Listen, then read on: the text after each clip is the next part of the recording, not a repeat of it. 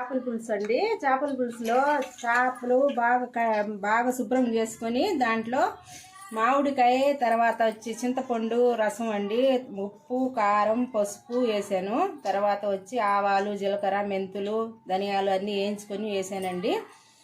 ఇది మాత్రం ఎర్రగడ్డ, తెల్లగడ్డ, కరివేపాకు, పచ్చిమిర్చి వేస్తున్నానండి. అది బాగా వేగాలండి.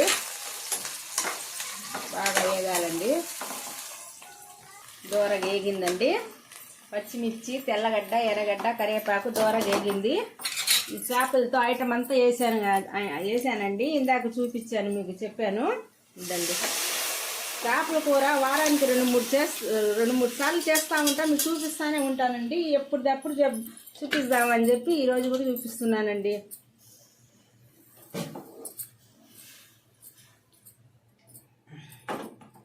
కాలండి అది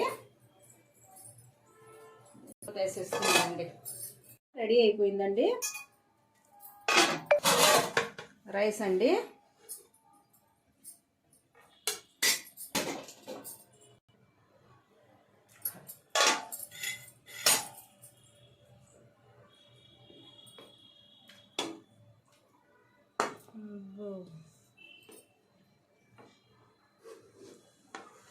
చేపల కూర అండి. చేపల కూర రెడీ అయిపోయిందండి. చేపలు ఎప్పుడంటే అప్పుడు తెప్పించుకుంటా ఉంటామండి, మా పాపకు ఇష్టం అని. అబ్బా, భలే రుచిగా ఉందండి.